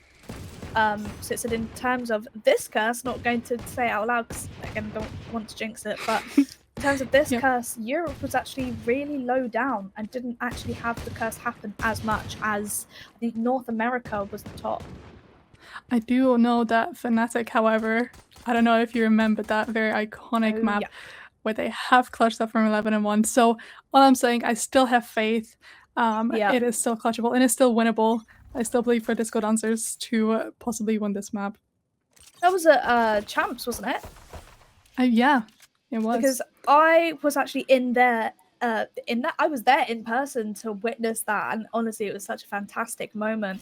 And if we could witness something like that here with another curse, I would love to see that because it's so exciting seeing them bring it back. But the first pick goes to Jade. Lucy gets that trade there. They try and flood in through CT. They need to be playing together a little bit more because they're just getting picked off one by one, pushing up that smoke. Spike goes down. Yeah, there's not much to do with the classic there for Luxie, but everyone else still has their Ghost. They can play long range, sort of. Mid-range actually is the best for Ghost. The spike has been planted. They did a little bit of damage there, but they can't get the Yoru, unfortunately. Honestly, there wasn't a lot that Anya and Petite Sin could have done to get that site back. It was just a bit of a disadvantage. I forgot to count the amount of 3Ks that everyone is getting. Yeah, I think there'll still be quite a few. Maybe not as much as yesterday, because we did, in fact, see an ace earlier, which was really lovely to see. But yeah, there's not as many 3Ks, but there'll still be quite a few. You could also argue that because, unfortunately the score is now 10-3, we are saying, we are going to see quite less the 3Ks because the game might end quite quickly. I think PawPower, like their name, they've kept that power in them. And getting that pistol round there is really essential for them carrying on their momentum, which Discodance have tried many times to take away from them. They'll maybe get 1 or 2 rounds, but that's all they can really get. Yeah, I'm a bit slow. I'm noticing Discodance is using the same strategy with, now 2 players in Garage. Just kind of waiting to see if there's anyone Courtyard. But 3 of the players are actually just still undecided on where to go, either long or Courtyard. The turret holder here, I think Anya wanted to play off of that. She's now playing closer to main around that smoke. PawPower rotate. They're heading towards A. They get that kill there on Fade, and the rest of them decide to rotate to A to retake. Purity gets one through the smoke there. Unfortunately, Omen being the only one on site, therefore them getting the advantage of being able to plant the bomb. Jade sitting in long, holding that angle, but they know that they have a lot of main control. It's 2 in CT, 1 in heaven. Need to work together to get the site back. Purity gets a 4K! Can she get a 5th? She knows that she's CT, she's waiting, and unfortunately Luxie gets a really nice tap there, and Jade gets that trade though. But the ace is blocked that round, but that does not mean that the score doesn't go back to PawPower yet again. I'm not sure how you feel, but I definitely feel like Luxie with all these, clutch moments, some of them winning and some of them unfortunately getting lost. I might say that she could be the MVP in today's games for Discodance. Whereas yesterday, Anya was absolutely dominating with her Yoru. Now it looks like that we're gonna see Discodance heading for a very split play here. No one has the spike so far. They are just waiting to get the first pick before they run to a site. They're putting back from C. PawPower putting back from C, heading back towards A. They don't quite know that Anya's sitting in this corner with Fade holding long. And the TP's out. They know that they've got that closer control now. Sin gets the kill on Blossy. That's the first pick they needed. And she gets a second. Absolutely incredible aim there. What a beautiful headshot. 5v3. I would say the odds are in their favor, in Discodance's favor, of course, but don't underestimate Purity. There's still a chance. They're feeling now the power. They're feeling the win. They really want to take that back. They're getting a little bit worried, but Batixing with a 3k and Anya getting another kill. 30 seconds left. And it's up to Kalia by herself in window, but she falls to Ritsu. Maybe the game is not lost. Yeah. Crossing my fingers. But it's one of those things where it was a bonus round, so it could just be a one-off thing. Because obviously, like I mentioned, Disco Dancers, they want to try and pull that back. They're feeling that power. They feel that they really want to get into that third game. And they're doing everything they can. I completely agree. I also just think that maybe these kind of smaller wins, I guess, throughout the game, even though it's only 4 rounds, it is kind of what they need to be like, hey, the game isn't lost yet, you know? Like, we can still pull this back. We just need it one by one, bit by bit. Now the push here from Disco Dancers, they want to keep that A space like they did before. Petitsin getting those kills, keeping that control for them. But no one's covering B. They have no Cypher Trap or no Killjoy utility, only a Fade Prowler to see that at least one is there. They didn't realise how many are really going to try and go for it. Yeah, they're using quite a bit of utility on B there, only to just fall back and potentially go to Garage, where there's only Ritsu holding it so far, with Viper behind them in case they need a backup. They see Jade. Kelia sneaks through and gets Ritsu there. They get that garage control. They don't know that Luxie is already rotating round to C. She needs to be careful. I think she should wait for the rest of her team because they're not even on C yet. It's just Kalia messing around, just trying to make some space for her team to flood into B as they get the bomb down here. Purity does have quite the advantage here with this angle, just being able to see right below them. Getting picked up by Anya though, however. 2v2. Yoru TP's out to make a distraction. There's one in mid, one in ceiling. They don't realise where Sova is. Gonna tap the bomb. Anya gets a 3rd kill though. She's in the smoke. She tries to get that stick down on the spike. Jade just doesn't quite know where the bomb is exactly, and it's not enough for her to be able to stop the defuse coming through there from Disco Dancers. It is, of course, the small wins that count throughout the game. They are slowly picking it back up with, of course, a timeout starting. They are realizing that they are slowly losing round by round, sorry. What do you think they're talking about right now? Honestly, I think they just need to take back the momentum that they've had in that first half. They're getting a little bit scared. But PawPower, they did so well in that first game, I believe that they can get that even the same score as they did before. 13-5, they could just repeat that if this timeout reactivates them and they try to bring it back for themselves. And if they get 2 more rounds and they secure that win with that same score, which would be absolutely fantastic. Yeah, I mean, talking about repeating scores, we did see yesterday with Disco Dancers, you know, going both maps, going 13-10, I believe. Hopefully, I would love to see something like that. You know, it is only 5 rounds away, but yeah, I'm not too sure. I'm not too sure about how confident the players are feeling right now. The thing is, it was really...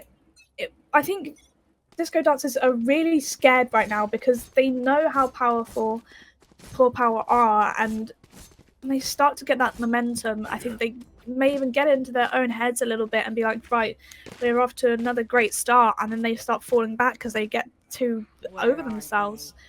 And that could be what we're about to see here, so they need to be careful they don't overthink it. Yeah, so do you think that it's kind of just annoying, of course, with Purity just picking off, just getting such good like headshots and just picks? It can be quite annoying to kind of play against that because no matter what, it's either you shoot them first or they shoot you and you die. Yeah. And of course, they've gone in most into cases, B quite quickly here. They've got that spike down. There are 4 of them. Getting that pick. Now she's able to take back over mid while the rest of her team retakes a site. Blossy getting that kill there. Ritsu as well. And Ritsu getting a second. Bucky here. And Purity gets the kill with the Bucky. The 1v3 though. She gets one, gets a second. Can she get a third? Oh my God. Luxie takes it from her and gets that defuse there. Chills. What fantastic. Honestly, kills. I'm starting to believe that unless you pick off Purity first and Jade, both of their duelists actually, they're both playing extremely well. I think unless you pick them off like at the very beginning, it is kind of, I can't say for sure that the round is won if it is a 1v5 situation even. I do believe that Purity could just very much clutch even in those situations. They are feeling, you know, their aim right now. It is showing. And I mean, she's going 27 and 11. What an amazing score. She's getting so many fantastic kills. And if she keeps that up, then she's going to secure the win for her team. But it seemed that Discodance are, you know, they're creeping back up a little bit. But like I said, they might overthink it and lose their momentum again. Seaside is taken there on the attack. Viper is just falling back, letting them take side, letting them potentially plant the spike, although Sova isn't really going, so yeah, just to do that. They are slowly picking back up though, trying to retake it with Anya ulting. It gets the lurker there. Has Link and Garage to go through. We don't know that two are playing close. Purity gets a swing, gets one, but doesn't manage to get a second with that spray transfer. Last player standing. It's now all up to Karina to keep the site for her team. Can she replicate what Purity just did? But get that third kill. She spots one along. And is ready with the flash coming through. Doesn't quite get blinded, gets one. Tries to get pushed and can't get a second as Ritsu gets a 3k. Disco dancers are pulling back through. Yeah, we are seeing the scoreboard just kind of pulling back, but I would like to point out the team has just used 2 ultimates. They are 2 in the round for themselves, I'm pretty sure. And oh, hold on, timeout actually. Even more time to talk about it. I was gonna say PawPower, sorry, is currently, I'm pretty sure, just waiting for all of their ultimates to become available. I mean, Omen so far has it, so they could potentially just drop the spike to Omen, and you know they could use their 4 rounds in a row, but they still want to get a timeout through to make sure that they keep up this momentum. They can bring it back, get that 13, and obviously we can see that it can't quite go to overtime just yet, but if one more round is won by PawPower, which could even happen now after this timeout, if they get their own momentum back, then an overtime could be a possibility later on. Yeah, I completely agree. I think that over these couple of rounds, you know, with picking the rounds up one by one, they are kind of getting used to the strategies that, of course, PawPower is planning for them. I think they are just getting used to how aggressively Purity and Jade are playing. Yeah. Now they are aggressing up mid here. 2 pushing up mid, 2 pushing out of garage, it seems, and just leaving Killjoy off site A to play off her utility so they can get that retake if they go for that strong push. They seem to be just waiting for each other. Shot, a warning shot is made. And just sitting in window, holding this angle. Purity might get caught off guard. She swings expecting it and gets that first kill. Of course, that quick swing just to get them off guard. I really like that. I'm not sure they were expecting them to be there, but of course, with that swing, I think you can always expect it. I think she was so ready because they knew that they didn't have that full mid control. They only had the garage line held and they didn't have window covered, so they had to be careful. 3 of them are just waiting to get the signal to push on the side. Yoru Plumber getting triggered actually.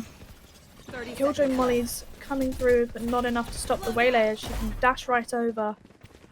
There's already 3 of them on site. Almost all 5. Getting the spike down. Killjoy's still sitting in heaven.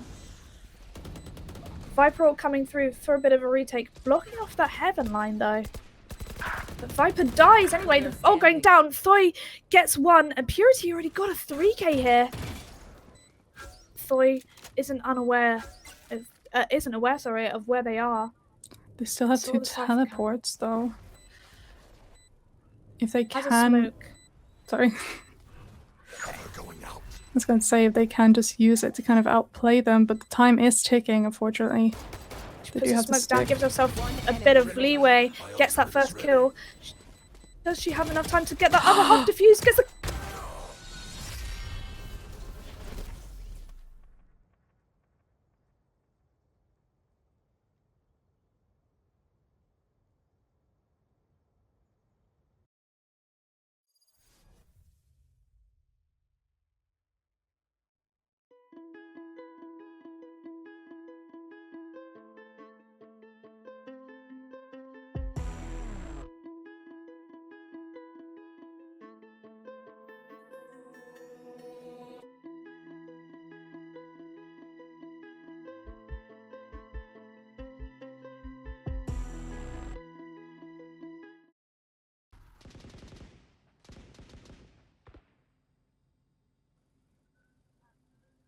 So, everything should be fine now.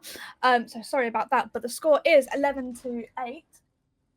We have 3 sitting around too long. Spike is on the floor. They're playing quite slowly. We're seeing PawPower kind of playing slow here. They want to try and get that initial pick before they decide to take the spike to a specific site. They want to get some sort of control. Yeah, they're currently PawPower is playing very kind of split apart. Slowly just trying to peek angles together. She goes through garage, and Fade sees them, but pulls back, and Omen comes to help. She doesn't unfortunately get one though, and the spike is still on the ground as well. But they have the Omen to work with to try and pick it back up. Just they getting get into sight off. with It that is way. so stressful. 5v2, 5v1 actually. Ritsu the only one left alive. It looks like this round is going to go to PawPower. Ritsu's kind of held back. Get one. Oh, she gets a Can pick get here though. one. She could They take have it no back utility left. 1v4. There is only 4 of them, and it's quite an important round for them to win as well. I don't think they're going to notice the Omen coming up. Unfortunately, the HUD is broken on screen right now. They get the headshot in garage. There are people behind the scenes. 3 more left to go. All 3 of them are on site. It should be back very soon. What is going to happen here?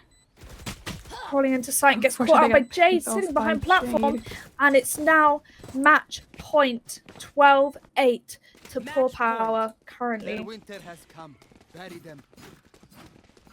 Now, if PawPower get one more round, they take the win and go through to the grand finals, which are tomorrow. So make sure to tune into the stream at 6 p.m. tomorrow to watch the grand finals.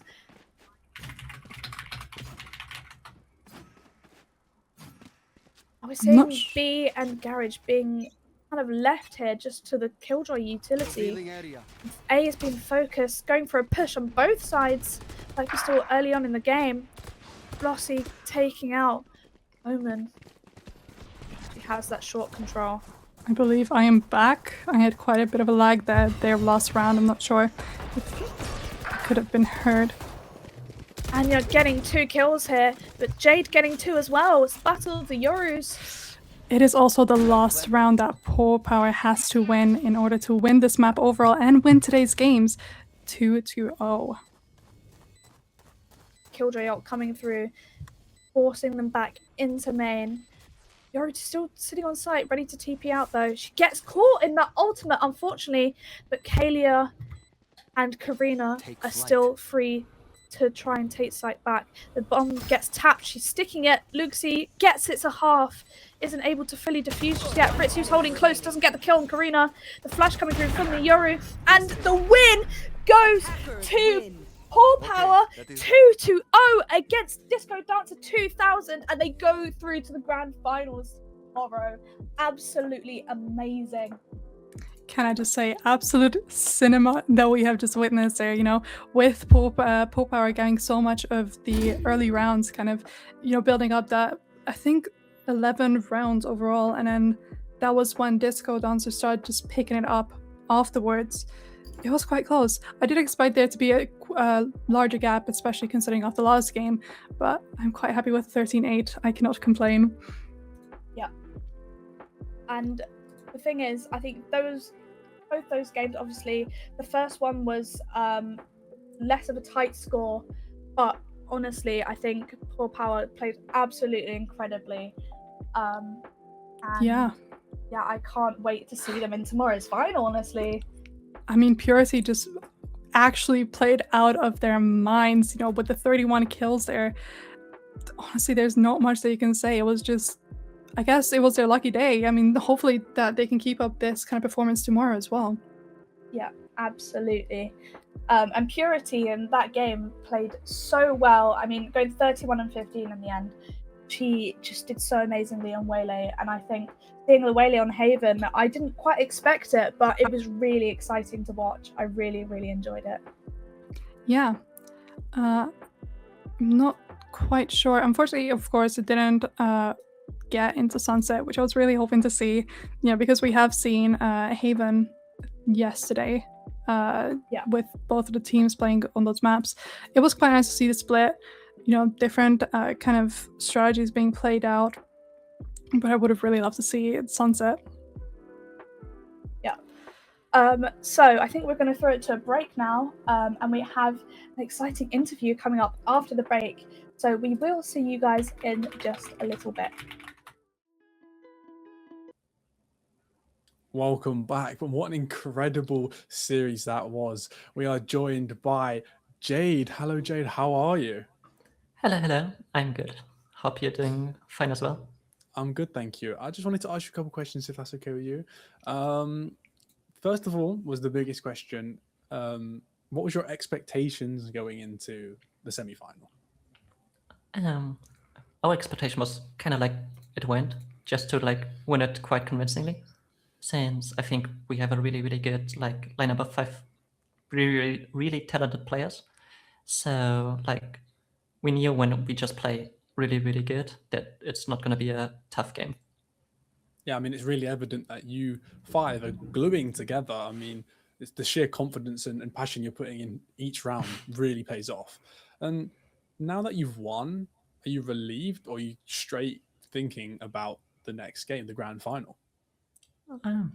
I'm just chilling and enjoying that I can play another official tomorrow, because playing officials is the best way of playing Valorant. Ranked is boring and tough to play with random teammates, and it's always nice to just have this better 5v5 games where not only my team but also the enemy team is actually trying to play smart on a high level, which is the most fun. And obviously I want to win the tournament, so would have been sad to lose today. Yeah, I know. I think playing officials is probably the best way to improve, and I think that's how you sort of climb to the top. But I think that's all from my questions. Adina and Beth, do you have anything else? Yeah. Do you want to go first? Yeah, sure. I mean, you played with your team absolutely fantastically, and your scores for every game were just so good. We were really excited to see how you were going to play Haven, because we knew that your score before was 13-1. So obviously you had a bit of a head start there. But I wanted to know, what was your kind of thoughts on playing Yoru and how you were going to play Yoru around Haven specifically? Yeah, so Jero, I just like to play him in general because I think he's one of my favorite agents in terms of how I can play with him, because I like to be quite flexible moving around the map. And also I like to play the operator quite a lot. And Jero fits into those categories perfectly, since I can take positions you usually cannot take with any other agents, because I can just TP out after one shot. And I think also my operator is just really, really clean. I think we saw that on Split as well on the attack side, that if the enemies give me one shot, I will get the kill.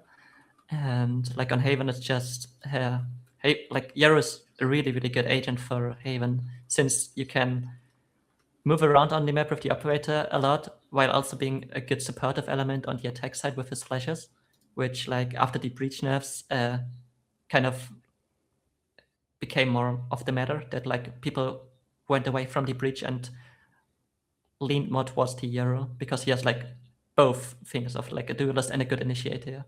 Yeah. Yeah, I had a question. So last year, it was your team that happened to win the Lioness Cup. How do you feel about, getting the chance again with the finals to potentially win it again? I mean, obviously feels great. Last year we played it with like the alternate attacks lineup, so like a full team where we practiced as well. So obviously it was more to be expected to win it, since if you're going into it as a full stack team who's pracking a lot of days per week, and this time around we're just like 5 friends who play around a bit, and still we play on a really, really high level, since all of us just understand the game on a really high individual level. And I mean, winning tournaments is always great. Winning tournaments back to back is even greater. So, like, I'm making sure that we are gonna win it again tomorrow. Like, at least for Blossie and I, since we won it last time, and now we're gonna win it again. Yeah, I love the confidence. Do Beth and Adina have any more questions? I mean, I think that's it from me. I do. I want to know, with that last map that you just played, it was appearing that you were going to win, and then suddenly Discodance kind of were picking up the matches. How were you feeling then? I think we were still chilling because we knew that like their comp is a better defense comp, like with the Killjoy Viper, and also the Fade, which is a bit like I still have to get a bit used to the Fade on Haven. I haven't seen that for that many times, but so we knew that they will be strong on this side eventually, and it's a good thing that we had like a good defense side on ourselves and also won the piss round on attack. So we just had to like win 2 or 3 gun rounds, which we eventually did while just farming up ultimates. So like we weren't worried that it's going to be like a comeback or anything, because we know how to handle things if things go wrong. Of course. Really well played, though. I mean, the way you talk about your teammates is like you're holding them to such high standards, and that's exactly what a team needs to really make their way into the grand final. But incredibly well played from you, and thank you so much for joining us for this interview, and we shall see you in the grand final. Thank you so much, Jade. Thank you for having me. Have a good night. Wow, what a series. Okay, I was scared. I was genuinely scared watching these games that Haven looked so dominant in the first half, and then it started sort of slipping away from them. But like Jade said, they wasn't worried. I think they had that ultimate goal is, let's just wait. We have rounds to sort of recoup and give up. We can let them have this, maybe lead them into a false sense of security. I think what a great idea from Discodancers was when they started picking up their momentum, they took a break, took a timeout, and that really sort of threw the other team off. But I think overall it's just incredibly well played, and so unfortunate for Discodancers because we did see them yesterday and we was rooting for them today, but the compositions just probably wasn't as strong as they hoped. I think it was more down to a comfort than meta composition. But I mean, what are your guys' thoughts on the game? I just can't believe it. It was brilliant. I think the score on the first game was so good, and I was hoping the second was gonna be a little bit more like that, but obviously I think Discodancers tried pulling it back a little bit more. It was a bit of a closer score, but obviously in the end PawPower did bring that win to themselves, and I'm really excited for them. And like you said, it's going to be really exciting to see them tomorrow and see if they can carry that on and carry that win streak from last year as well.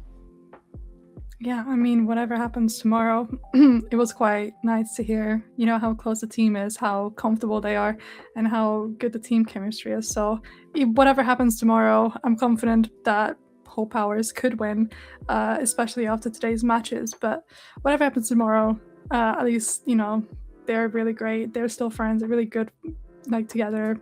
Hopefully we can see them in the future as well. Yeah, I mean, Jay did say that a couple of the team were a core from the team that she used to play on was a very experienced team, used to scrim all the time, used to practice, and now this team, PawPower, Jade was probably the MVP on, is sort of just a bunch of friends, really just trying out new things and experimenting with different play styles, but they are just walking the competition down. And at 6 p.m. tomorrow, I am not surprised if they turn up with their A game, just super aggressive like they were. I mean, they're playing against randoms. It's a chance to rematch. They lost in the Swiss. The only one game they have lost this entire tournament is to randoms. Like, what do you guys think of that?